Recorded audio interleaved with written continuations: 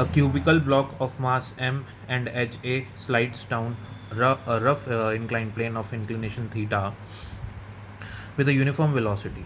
The torque of the normal force on the block about its center has a magnitude. Option दे रखे हमको 0 mga sine theta और half mga sine theta. अब सबसे पहले wrong approach देखते हैं जो स्टूडेंट करता है.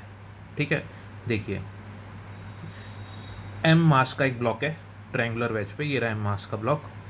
इसकी क्यूबिकल ब्लॉक है और इसकी एज है ए. क्यूबिकल ब्लॉक मतलब ये ऐसे रखा हुआ है ब्लॉक और हम इसका साइड व्यू यहाँ पे देख रहे हैं. ये साइड व्यू, ये वाली साइड देख रहे हैं. ठीक है, ऐसे रखा हुआ है यहाँ पे. ओके, यहाँ पे एंगल ऑफ इंक्लिनेशन हमको दिया हुआ है थीटा. आगे बोल रहा है हमको क्वेश्चन कि ये जो ब्लॉक है ना, ये यूनिफॉर्म वेलोसिटी से नीचे जा रहा है. एक्सेलरेशन नहीं है, यूनिफॉर्म वेलोसिटी. ये बहुत इंपॉर्टेंट पॉइंट है, ये ऐसे ही नहीं दिया हुआ. ठीक है, नेक्स्ट देखिए अब the torque of normal force. अब नॉर्मल फोर्स कहाँ से लगेगा? स्टूडेंट कहेगा ये सेंटर है, सेंटर ऑफ मास से नॉर्मल फोर्स ऊपर लगेगा. इधर की तरफ होगा M G sine theta force, नीचे एम जी फोर्स और इधर एम जी कॉस थीटा, क्योंकि ये एंगल भी होता है हमारा थीटा. ओके, और क्योंकि फ्रिक्शन है, फ्रिक्शनलेस सरफेस नहीं है, इसीलिए फ्रिक्शन फोर्स आएगा और ब्लॉक पे फ्रिक्शन फोर्स लगेगा इस डायरेक्शन में. ठीक है, अब इस पॉइंट के अबाउट जो कि सेंटर ऑफ मास है, इसको ओ पॉइंट कह लेते हैं हम. इस पॉइंट के अबाउट टॉर्क देखेंगे हम लोग. Okay, due to normal force.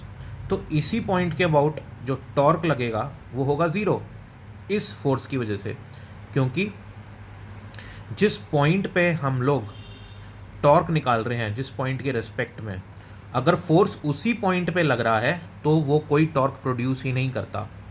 क्योंकि टॉर्क को समझिए आप, अगर ये मेरी कोई पॉइंट है, सपोज ये जो पॉइंट है ये एक्सिस है. जैसे ये दरवाज़ा मान लो आप, ये एक पेन है, ये दरवाज़ा है, और यहाँ ये पेन का जो दरवाज़ा है उसकी एक्सिस है और दरवाज़ा ऐसे लगा हुआ है.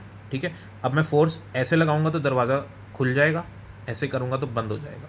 खुल गया, बंद हो गया.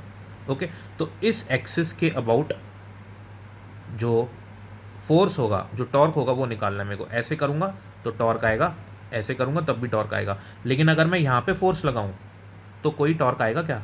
दरवाज़ा नहीं खुलेगा. ठीक है ना, अगर मैं यहाँ पे फोर्स लगाऊँ या नीचे से फोर्स लगाऊँ या इसी लाइन पे फोर्स लगाऊँ तब भी दरवाज़ा नहीं खुलेगा. ठीक है ना, आप इमेजिनरी दरवाज़ा यहाँ मान लीजिए. लेकिन अगर ये जो दरवाज़ा है इसका यहाँ पे हैंडल है, यूँ फोर्स लगाऊँ तो दरवाज़ा खुल जाएगा और यूँ फोर्स लगाऊँ तो दरवाज़ा बंद हो जाएगा.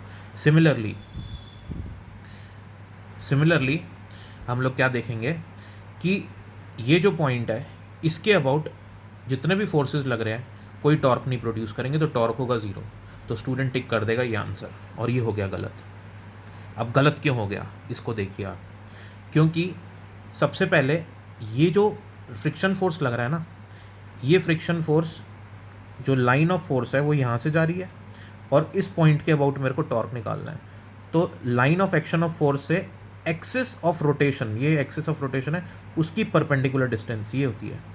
ठीक है, तो ये जो फोर्स है ये इस ब्लॉक को टॉपल करने की टेंडेंसी रखता है. लेकिन ब्लॉक टॉपल नहीं हो रहा. क्यों नहीं हो रहा? क्योंकि अगर एक टॉर्क ऐसे लग रहा है तो दूसरा टॉर्क ज़रूर ऐसे लग रहा होगा. और वो कौन लगा रहा है? वो ये नॉर्मल रिएक्शन लगा रहा है. इस केस में नॉर्मल रिएक्शन जो है वो सेंटर से ना पास होके इधर से पास हो रही है. इसी कारण से एक टॉर्क ऐसे लगेगा जो इस टॉर्क को बैलेंस करेगा. ठीक है, तो torque due to friction force is equals to, magnitude की बात कर रहा हूँ, torque of friction force is equals to torque of normal force. Clear है?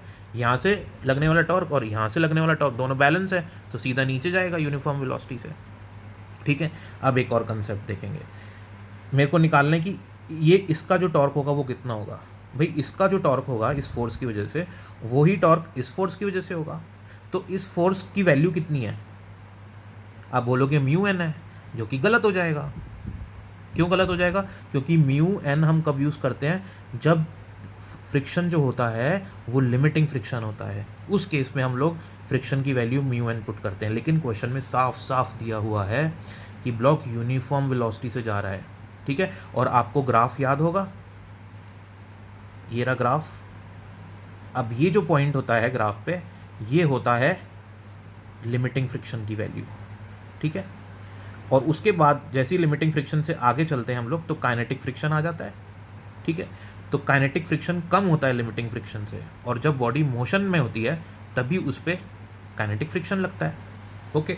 तो यहाँ पे काइनेटिक फ्रिक्शन लग रहा है क्योंकि यूनिफॉर्म वेलोसिटी से चल रहा है, यूनिफॉर्म वेलोसिटी से चल रहा है, तो इसका मतलब इधर लगने वाला फोर्स बराबर इधर लगने वाला फोर्स, ठीक है। तो दोनों फोर्स बैलेंस हो गए।